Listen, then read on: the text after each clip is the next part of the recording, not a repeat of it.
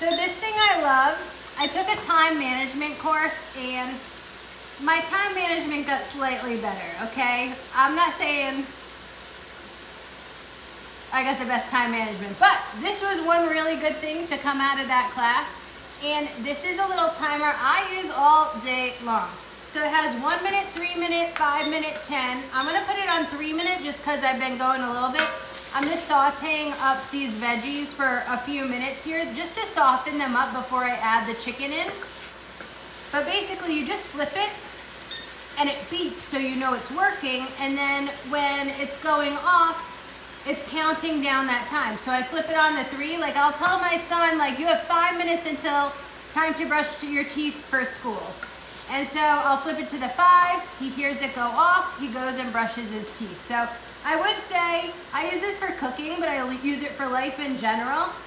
They have different timers where it's 25 minutes, 20 minutes. So if you know you need to get up and walk from your desk every once in a while, it's helpful to have the different metrics.